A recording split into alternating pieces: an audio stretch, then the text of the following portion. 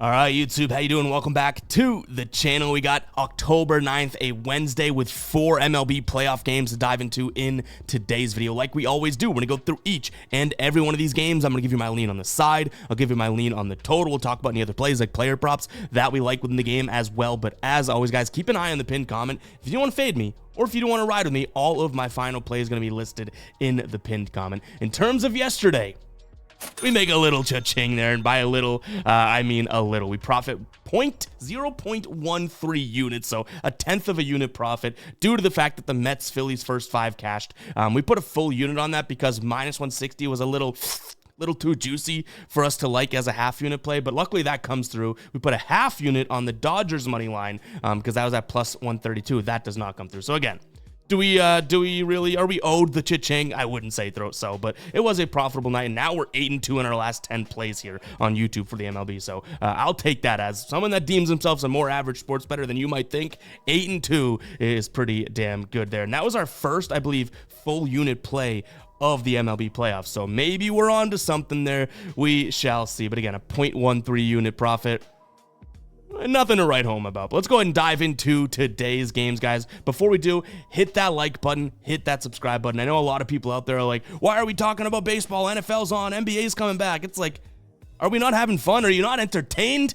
We're having some good picks. Playoff baseball has been pretty damn electric. These games have been electric so far. So someone saying that just either isn't watching or is truly a guppy in a sense. So let's dive into this one. Hit that like button, hit that subscribe button. Looking at game number 3 here of the Tigers and the Guardians. This series is split 1-1 thus far. Right now, Tigers minus 105 on the money line. The total is down at 7.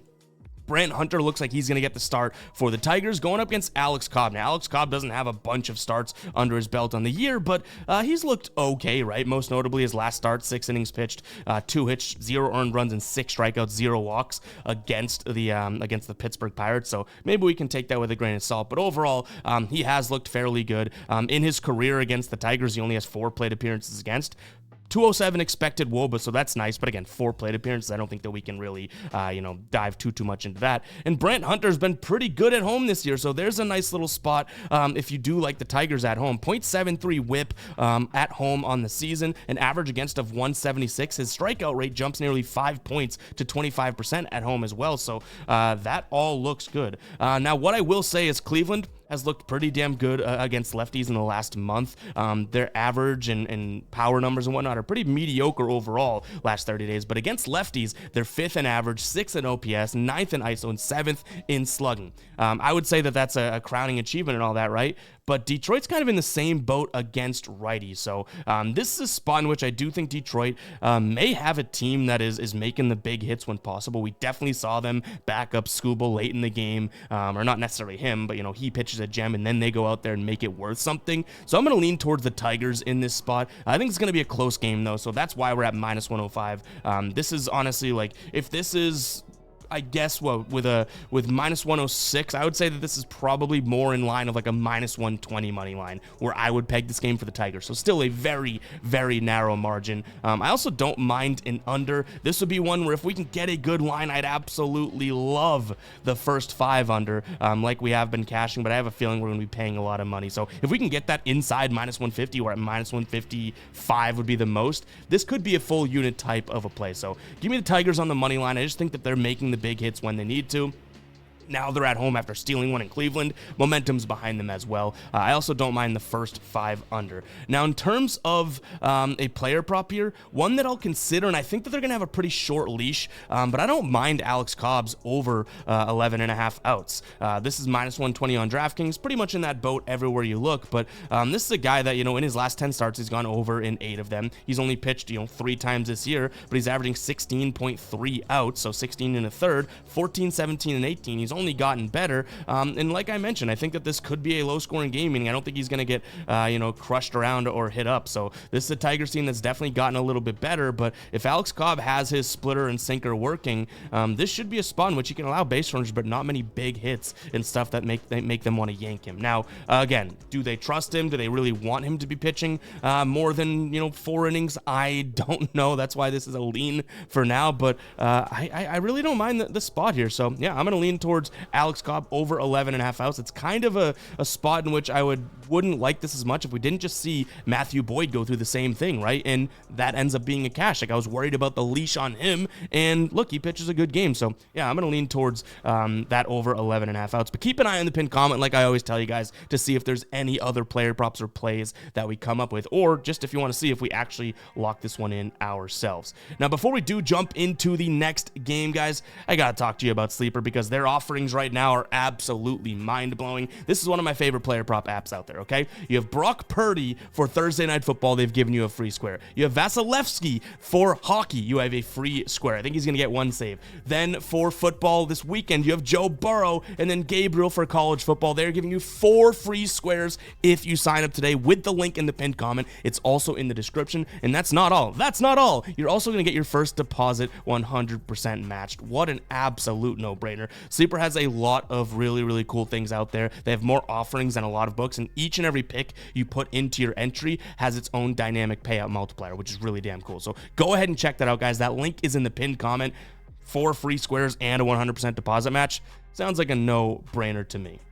All right, next game up, Mets taking on the Phillies. Seems like Mets are a team of destiny right now. They have scored now in the playoffs, right? Not including that 8-run game against Atlanta, because I was kind of getting into the playoffs, but still playoff baseball. I'll throw that in as a little honorable mention. But against Milwaukee and Philadelphia, 8. Then they go 3-4, okay. But then they go 6, 6, and 7 runs scored. Like, this is a team that is putting up some numbies compared to what the Phillies have done. 2, 7, a big win right there, right? And then 2. So if you're on the Mets, I think that you're looking, pretty good right now. I think that they are a team that looks like they're cruising today, and I've leaned towards the Phillies in damn near every game, so take what I say with a grain of salt. Like I'll always tell you guys, this is Ev's MLB picks. I'm not claiming to be an absolute expert or sharp. I'm wrong plenty, but I do like Ranger Suarez on the mound compared to Jose Quintana today. I just think that the Phillies don't go down that easily or that type of a thing. So yeah, if you're on the Mets, I'm not trying to talk you off of it. In fact, I've kind of said this, like, it's not playing both sides, because I'm putting my money where my mouth is on some cases, right? But I'm loving the fact that these underdogs have a chance. Like, if the Mets knock the Phillies out of the round here, it's like mind-blowing. There's parity in the league and all that. Like, I love it. And Padres, up on the, like, this could be a really entertaining playoffs. To me, I'm taking taking Suarez over Quintana due to a few different things. I think that this Phillies team, again, should have some timely hits today, just based on the fact that Quintana is going to throw a lot of sinkers and a lot of changeups. Those are pitches that the Phillies bats do hit very well. Now, they haven't been touching lefties as well, so maybe that's a little advantage for Quintana, but he's also been struggling at home. They're playing at home today. And then from a Suarez perspective, 1.15 whip on the road this year, FIP at 3.39, a batting average against of 230. That is down 15 points from his normal average. So I think that he could pitch well. I hate to do it again, but I think my favorite play in this one's also going to be the first 5 under 4.5. These games have been so high scoring, but 3 games in a row through this series, the first 5 under has cashed. So yes, you have 2 teams that are absolutely capable of putting up big numbers and whatnot, but the starters have definitely held the power so far into this one. I think we saw 1-0, maybe 0. I know it was 1-0 and then 1-0 games 1 and 3, right? Because we cashed both of those, but I forget the game number 2, but that cashed as well. It's like, we just haven't seen many runs early in the game. Now that will break at some point. The dam's going to come down. But I kind of like the matchup here for Suarez. And then again, like, if there's one saving grace, this Phillies team isn't smoking lefties, so maybe Quintana does have a decent outing. Give me the first 5 under, and I would never touch the full game under in this one, because you've seen their late, like, neither one of these teams seems to give up, especially the Mets. They could be down, like, well, I guess they did that against when Pete Alonso hit the home run, right? They could be down multiple runs like they were to the Brewers, and the 8th inning comes around and it's like, hey, we still have a chance, which is absolutely crazy. So I'll lean towards the first 5 under, but I don't think that I have the cojones to touch the full game under. I'm looking at some player props in this spot, but nothing as of right now.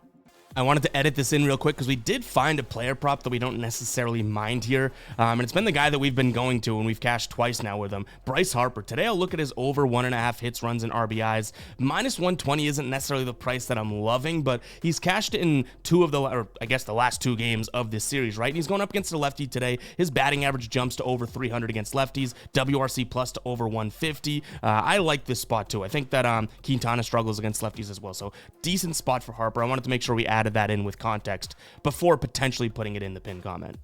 All right, next one we're looking at here is going to be the Yankees and the Royals. This series, I mean, to me, and I'm sorry if you're a Royals fan, but I just feel like these wins just don't have weight to them. Like, I'm buying in on, to some degree, the Tigers and the Mets, but I mean, if Kansas City wins this one, I could be, talking with a, egg on my face here, but I just don't really necessarily see it here in this spot. I don't think I can get behind Kansas City. Now, we have Seth Lugo on the mound, who's obviously a very good pitcher, and I like that. Clark Schmidt is on the mound for the Yankees, who is actually one of their better road pitchers, which I think is important to note because they are on the road here. And you're giving me the Yankees now because of, I think, how they've looked offensively. You're getting the Yankees at -115. That just seems like it's the move to me.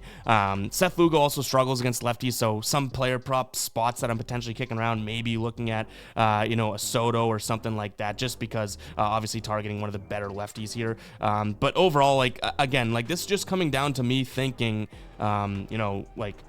the Yankees are the better team. I know that we've seen a lot of parity with the Mets looking good against the Phillies, Tigers looking good against the Guardians, Tigers, beating Houston, and even the Royals beating the Orioles. But I've said it time and time again, I think the Royals kind of snuck into this spot. So, again, maybe I'm the crazy one in the room, but give me the Yankees on the money line. I don't think that, you're going to get better odds at -115, but they lost last game. Now they head into Kansas City. That's where, obviously, I'm thinking that comes. Now, the total's at 8. If this was at 7.5, I'd lean towards the over. So maybe if we do take the over, I'd buy it down a half run. But I don't mind the idea of considering, Yankees team total over again either. Again, maybe I'm just too high in believing in this Yankees team, who have not looked like they at least I should say they didn't look good in that game number 2, but they still scored 6 runs in game number 1. And even though Garrett Cole didn't have his best stuff, they win the game. So to me, they're just, you give 9 innings of baseball, I think they're the better team. But I understand why someone might like the Royals, but to me, for +100, I would need more like +115 or +120 to kind of consider that side of it. So that's where I'm at right there. Like I said, some Juan Soto props, maybe an over hits, runs, and RBIs for him as well. All right, guys, fademe.store. I'm wearing one of my favorite embroidered here. I don't think that we even have this, but my embroidered hoodie right now. We get the Gambler collection over there. Tons of cool stuff. We have some brand new hats. In fact, we can jump into that. You can see them, some of these rope hats, and everything online right now is marked either 10 or 15% off. We're running that through Sunday, so go ahead and check it out. Again, a lot of cool products, some awesome shorts. These things have sold really well. If you guys do want to support what we're doing here and get some great merch at the same time, go ahead and check it out. And like I said, the Gambler collection is probably the best thing that we've put out, right? Tons of cool stuff, cool logo. We have the 2 different fonts right now. We have the 1.0, which is the block lettering, and then sort of this outlined cursive is the 2.0. Go ahead and check it out, guys. If you do want to support what we're doing here and get some great merch at the same time, head over to fademe.store, up to 15% off. You don't need a code or anything. It's all just hard marked on the site. So go ahead and check it out. I promise you will like the quality of the product that you get. We do not just slap a logo on some crappy t-shirt or something like that and say, hey, buy it so we can make money. No, this is not a money printer thing. We invest a lot more back into the store here than we make. So go ahead and check it out, guys. Trust me, great quality. Anyone that's purchased anything knows that's the case. Go check it out, fademe.store. All right, we got Padres taking on the Dodgers here. This is one where, yesterday we got so many comments being like, you're a Padres hater and whatnot. It's like, if you, I just took the Dodgers because you got +130 for the Dodgers with a serviceable pitcher on the mound. If anyone calls me a Padres hater, you must be new, because I've bet on the Padres and their team total and whatnot so many times throughout this year. Actually, they're one of the more entertaining, by far and away, teams in the MLB, right? So, again, it just came down to the price tag yesterday, and honestly, 6-5 final score. I don't think that was that bad of a look for the Dodgers, +132. They were in that game. It took a grand slam, but still. In this spot, you have Dylan Cease going up against, I believe it's I've seen a couple names, Ryan Brazier, Logan Knack. Either way, this Dodgers, I think pitching is going to be the thing that ends up failing them in the playoffs.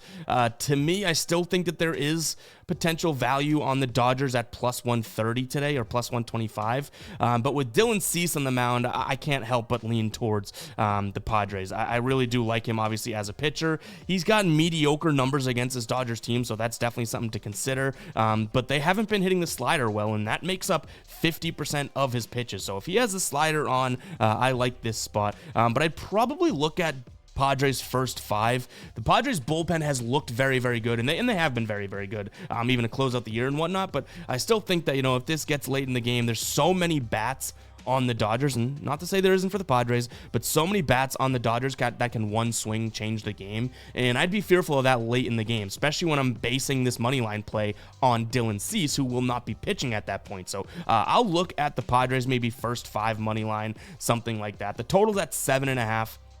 Though I think that this is a spot in which, obviously, the Dylan Cease is kind of the main cog of my play. I still think an over is possible because we've seen a lot of runs scored, especially yesterday's 6-5. But on that note, I might look at just Padres team total over 3.5.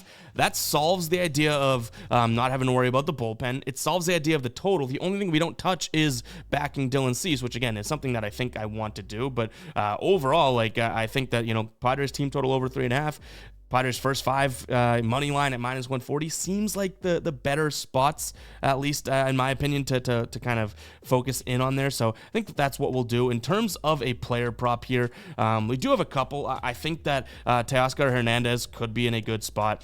He's just been absolutely cashing. Last 10 games here, averaging 3.1 hits, runs, and RBIs. On the season, he's hit the over in 55% of games for his over 1.5 hits, runs, and RBIs. On the road, he's hit it in 55% of games. Against righties, he sticks right there as well. And what I like about his spot is that this dude has struggled so much against Cease in the past, but he's absolutely due. Now, he doesn't hit the slider all that well, so that kind of counters it, but Dylan Cease throws just as many fastballs, and Teoscar Hernandez could catch up to one of those. So that's a slight lean because we're getting +100 on DraftKings. If this was even -110, it wouldn't be something that I necessarily, love. Another spot, now this may be a risky one because of the odds, -160, but Jake Cronenworth here, under 1.5 hits, runs, and RBIs. I'm not basing this off of knack or anything like that, but this is a guy that just had 2 hits and 1 run yesterday. Prior to that, he had 8 games of staying under this number, so I don't mind the idea of him staying under. He's gone under in 50-50 this year, so it's kind of a coin flip, but again, the odds come in there, it's -160. That's a hell of a lot of juice to look at. So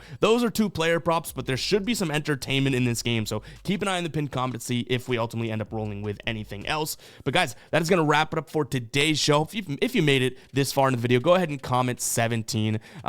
Really quick rant, okay? I know you guys love the rant, but sometimes I hate giving the rant because I feel like it's corny as hell, but I appreciate, we had a really bad NFL week, and look at me, people call me a fraud, we posted that short and whatnot. It's what other person on here is talking about their NFL losses on an MLB video? I know it's all there and everyone can see it, so why not talk about it? We had a terrible NFL week, but still the comments we're getting of, hey man, we're rocking with you. I watch you every day when I drink my coffee and blah.